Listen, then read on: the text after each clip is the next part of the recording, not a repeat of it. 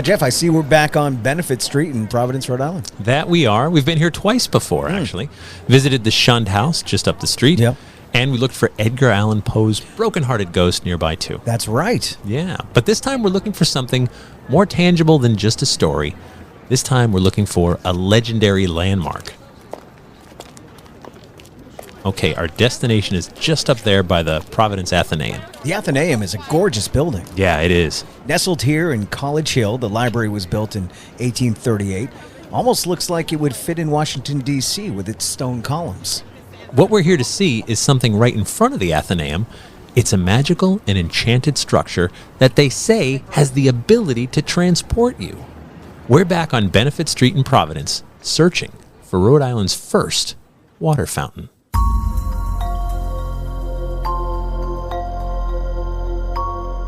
I'm Jeff Belanger, and welcome to episode 325 of the New England Legends podcast. And I'm Ray Auger. We're glad you're with us as we explore all the weirdness that makes New England like no other place. From haunts and UFOs to monsters and true crime, roadside oddities, and all other things bizarre. We love when you tell us about your own local stories. And if you've got a lead for us, please reach out to us anytime through our website, where you can also find dates for my story tour, to see Ray's band, the Pub Kings, and a link to buy my new book, The Fright Before Christmas.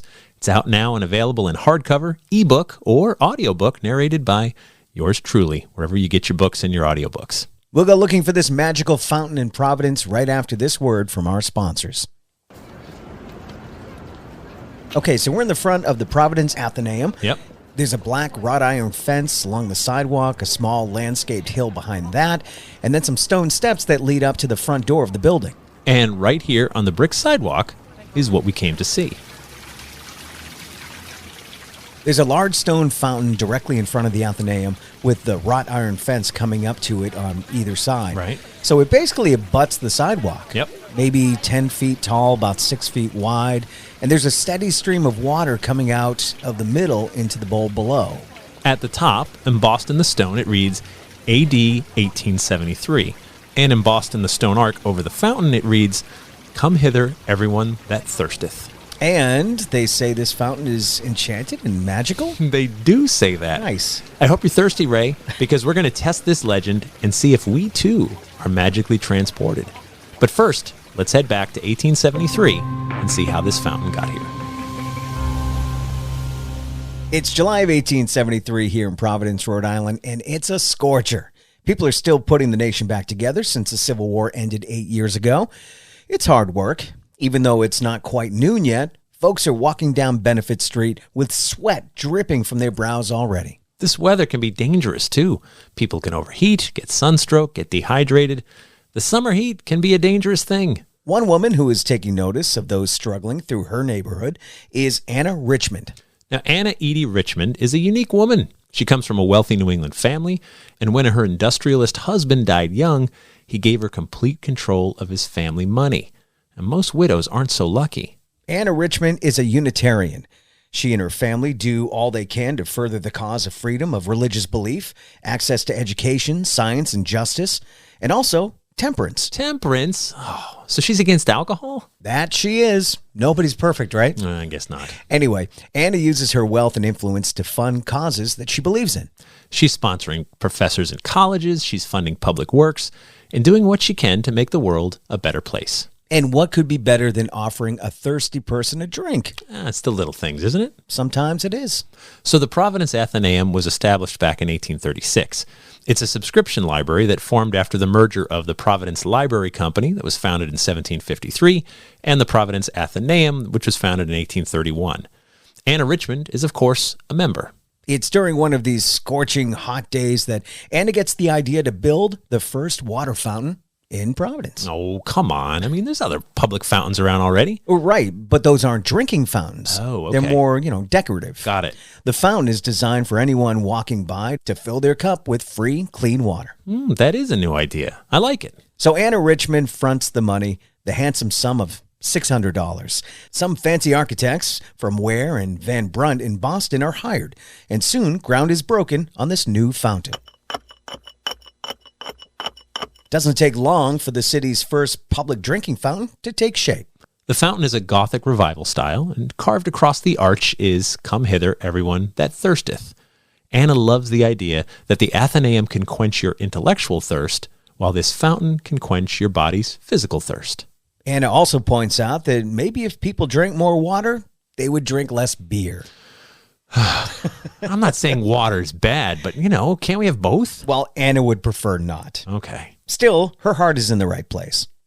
Oh, check it out. They're getting ready to turn on the fountain for the first time. Okay, so there's a small group of people here to witness it. Oh, I think it's starting. And there you go. A steady stream of water spilling into a small bowl below that, which drains back down into the ground. And now anyone walking by can help themselves to a drink, fill up a container, or just splash some fresh water on their faces. That's not bad at all. The line across the top is, of course, from Scripture. Isaiah chapter 55, verse 1. "The Lord says, Come hither, everyone that thirsteth. Come thou who hath no money to buy grain, eat." Anna takes it to heart, helping others. And now Benefit Street has a new landmark. A legend is born. And that brings us back to today. Okay, but what about the magical enchantment? Right, those. Okay, first, a few more facts about the fountain. In the early 1900s, someone placed 2 bronze cups by the fountain, but they kept getting stolen. And when they weren't stolen, they were spreading illness as countless lips were placed on those cups. I know, right? Kind of gross. But somewhere along the way, rumors of the fountain having magical qualities emerged.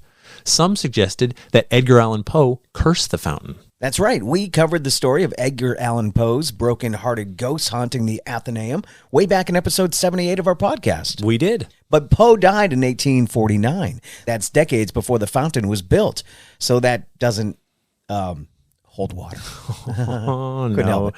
Fair enough. It doesn't. But that doesn't mean there aren't some people out there who don't believe it's cursed. Now, the fountain broke back in 2008, and it remained in that state for a decade before some people raised funds to get it working again. In 2018, when the fountain was turned back on, it made headlines around the country. One local man insisted in 1986, when he was walking to Brown University just up the street for his admissions interview, he took a drink from the fountain. Now, he later heard about the curse that those who drink from it can never leave Providence. He said after graduating, he was in a motorcycle accident and couldn't take the job in Alaska that he really wanted. So he went to grad school at Brown and never left Providence. Okay, but that's just one story. How many tens of thousands of people drank from this fountain and did leave Providence? I'm sure there were many. Which brings us to the other version of the legend. The story that says those who drink from the fountain are destined to find themselves transported back to Providence.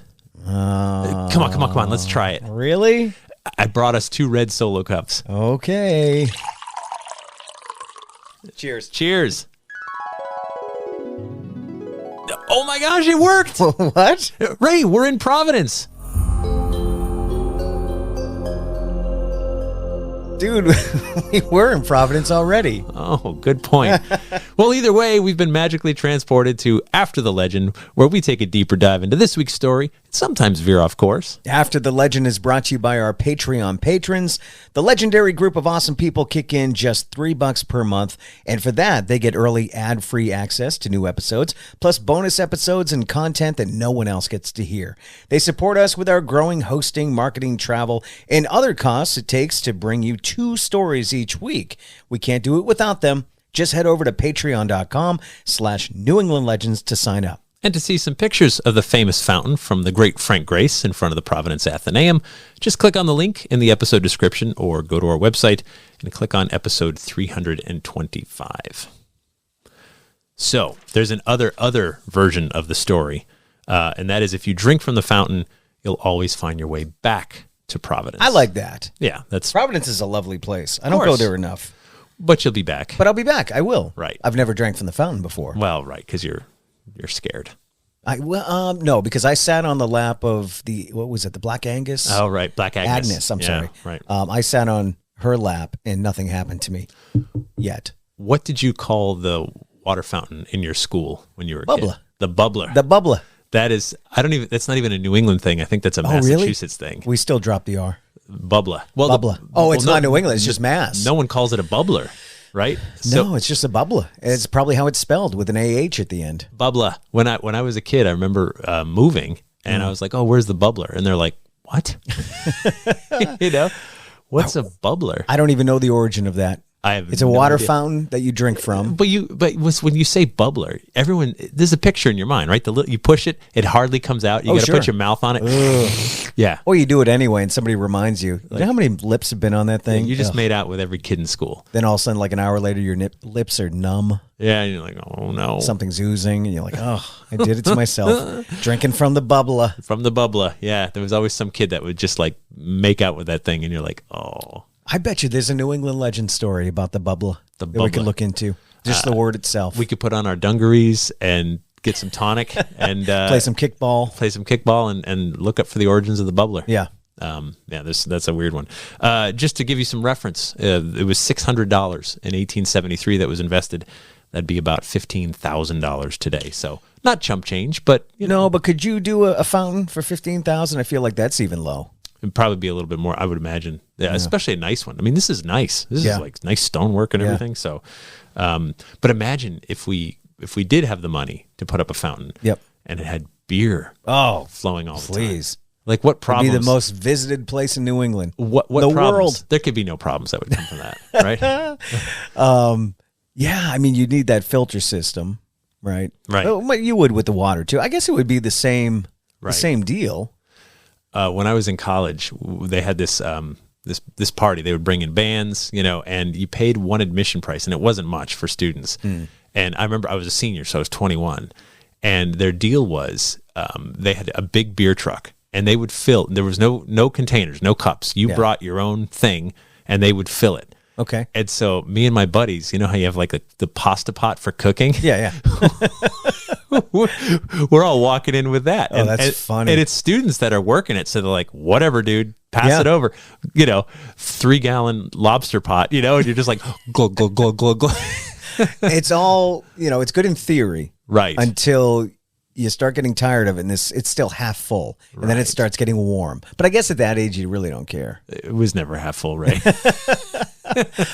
It's funny when somebody fills up a glass and they're like, they need the cooler thing that you put on the outside, or one of those like Yeti things. Yeah. And I'm like, it shouldn't take you that long to drink a beer, especially the first one. Once it gets warm, then you're not drinking right. Yeah, right. Yeah. Did you even want one? Yeah. If it gets warm, like, why did you have a beer? I like that though. If I ever go to a keg party again, which I probably won't, I'm bringing something extra big like that, like a nice lobster pot. Yeah, like I'm only gonna have one. Yeah. Oh, good. I'm driving. Just getting one. Just have one can of beer. It's cool. It's working again. I imagine it's gonna get shut off for the winter again, but it is working again, and we take it for granted. Although, how many public water fountains are there on the street? Not many. Never. I think they've all disappeared. In buildings, you see, like town halls and stuff. Schools, but definitely. you assume that building is keeping up with the maintenance on that. If it's out in public, you really don't think, oh, there's got to be somebody who's who's in charge of this. Sure. It's just out on the street. I wouldn't trust that. Airports too, like you see, like fill your container. I like that. Yeah. So anything you have to get your lips near, though, I think is a bad idea these days. Isn't it funny how much COVID has like reminded you of stuff? Like, so back then you're just like, oh, it's kind of gross. You literally were just eating pizza in the cafeteria and now sucking on the bubbler, and now it's just like, oh God, I could die. Your pizza's the least of my concerns, right? Your garlic breath is nothing. It's the I could die. I could get sick. So that's but the idea that access to like free clean water if you're thirsty is sort of beautiful. And I love that. Unfortunately, a lot of parts of the world don't get that. We take it for granted. Parts of America don't get that. That's true too. Ask the people in Michigan about their fresh water, right? Yeah. I mean, it's it's important. You'll literally die without it. Well, we keep getting told that we have to drink water to stay healthy, stay hydrated. And yet I don't know if there's enough service anymore, like the bubbler. That's keeping people healthy and hydrated. Yeah. Well, it's an interesting time, when you look back on it and say, here was this neighbor who had the means, she had money, and she was just like, I'm going to just literally put water out for all the people who want it, need it, or otherwise. Yeah, and then the big companies came along like Evian and Smart Water. They started bottling it for like $5 a bottle, and now that they're probably the ones responsible for less bubblers out there.